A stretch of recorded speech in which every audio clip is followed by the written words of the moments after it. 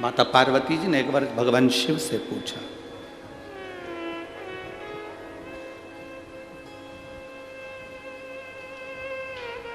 एक व्यक्ति, मां पार्वती जी भगवान शिव से कह रही है, एक व्यक्ति मार्ग से भटका हुआ व्यक्ति,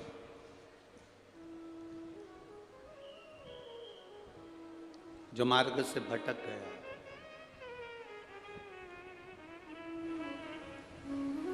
उस मार्ग से भटके हुए व्यक्ति को वापिस मार्ग पर आना है। अगर कोई भटका हुआ व्यक्ति है और उसको वापिस, भटके हुए व्यक्ति को मार्ग पर वापिस आना, तो उसके लिए किसका भजन किया जा सकता है? शिव मौन हो गए, भगवान शंकर चुप। मेरे महादेव बोले नहीं, बिल्कुल भी चुप हो गए।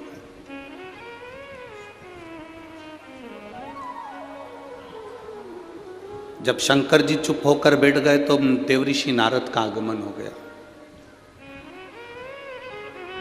और देवऋषि नारद का जब आगमन हुआ तो माता पार्वती जी ने भगवान देवऋषि नारद से कहा, नारद जी आप आए हैं, प्रणाम है आपको। नारद जी, मेरा एक प्रश्न है जो मैंने महादेव जी से कहा था, वो प्रश्न मैं आपसे भी करना चाहती हूं। व्यक्ति जब मार्ग से भटक जाता है तब उसको वापिस मार्ग पर आना है, तो किसको भजा जाए, किसकी भक्ति करी जाए?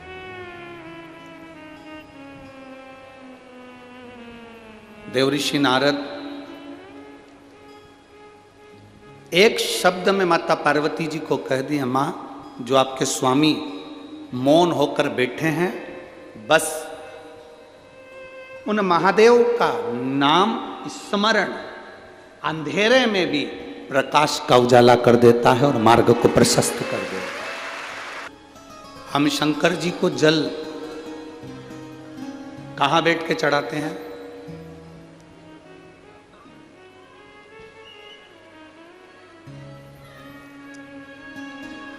बोलो बोलो, जन्म के बोलो जरा।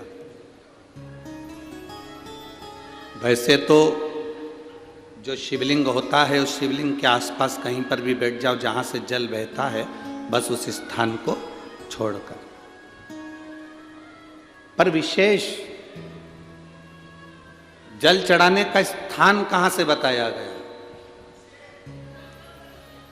उत्तर की ओर मुख कर हमें दक्षिण में बैठना है, उत्तर में मुख करना। उत्तर की ओर भगवान शंकर की जलाधारी, जलाधारी से मतलब है जो शिव जी का चढ़ा हुआ पानी जो बहता है वो उत्तर की ओर जाता है। तो हम कहाँ बैठते हैं? बोलो बोलो जम के, दक्षिण की ओर। मान लो शिव जी का पानी इधर जा रहा है तो तुम्हें इधर बैठना है, शिव जी का पानी इधर जा रहा है तो तुम्हें इधर बैठना है।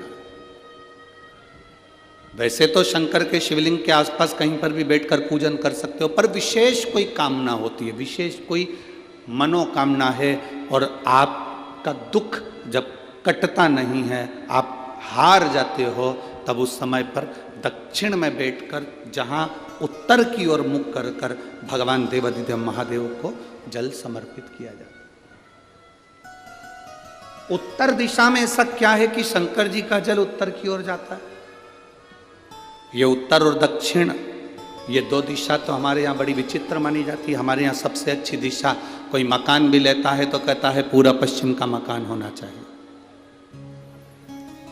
कोई मकान ले, पूर्व का मकान हो, पश्चिम का मकान हो। कोई दुकान ले तो कहते हैं पूरा पश्चिम का मकान दुकान हो। पर मेरा ओघड़दानी तो उत्तर दक्षिण का पर मेरा ओघड़दानी तो उत्तर दक्षिण का आनंद लेता। उत्तर दक्षिण, ऐसा दक्षिण दिशा में ऐसा क्या है कि शंकर जी का चढ़ा हुआ जल दक्षिण में ही जाता है? यहां तक शिव महापुराण की कथा कहती है मान लो आप के घर में छोटा सा शिवलिंग है, आपके घर में छोटा सा शिवलिंग है, उस शिवलिंग को आपने थाली में रख लिया। थाली में रखने के बाद में गूंज रहा है आवाज, थाली में रखने के बाद उस थाली में शिवलिंग को रख लिया, आपने उसको स्नान कराया। थाली में भी अगर शिवलिंग रख रहे हो तो उस शिवलिंग का जो दिशा है वो उत्तर की होना चाहिए। भले आप मंदिर में पूरा पश्चिम में बैठे हो, आपके घर का मंदिर तो पूरा पश्चिम में ही होगा, आपके घर का मंदिर कहाँ होगा, पूरा पश्चिम में। पर शिवलिंग की दिशा कहाँ रखना है, उसकी जलाधारी की दिशा कहाँ रखना है, जम के बोलो जरा, उत्तर। आप मंदिर में पूरा पश्चिम में बैठो, आपके घर के मंदिर में आप पूरा पश्चिम में बैठ के पूजन करो, क्योंकि आपका मंदिर पूरा पश्चिम ही होगा।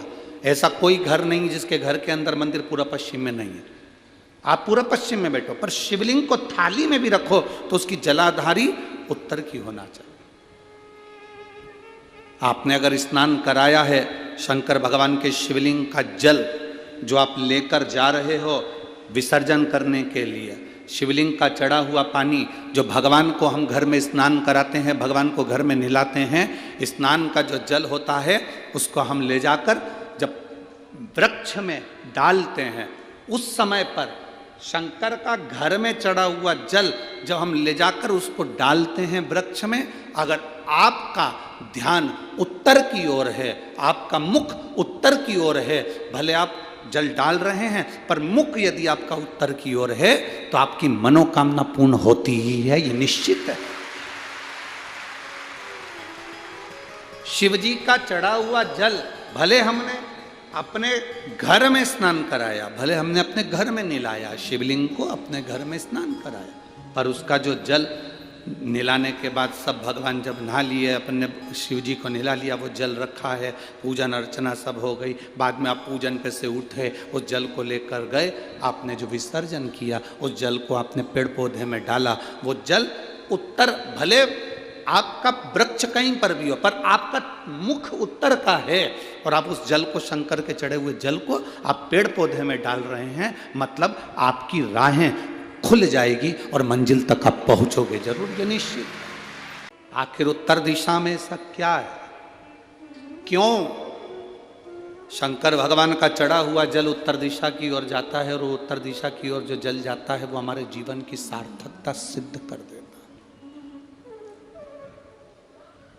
आप में से कितने लोग हैं शिवजी पे चढ़े हुए जल को पीते भी हैं, शिवजी को चढ़े हुए जल को घर लेकर आकर छींटते भी हैं? साहब रखो हाथ में। बहुत बहुत धन्यवाद आपको, बहुत बहुत साधुवाद आपको।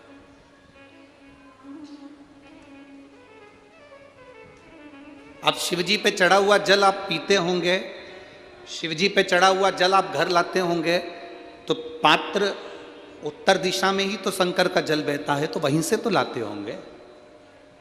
उस जल को लाने के, हम कहते हैं कथा में कि उस जल को लेकर आने के बाद अपने घर में छींटना चाहिए, पीना चाहिए, आचमन करना चाहिए।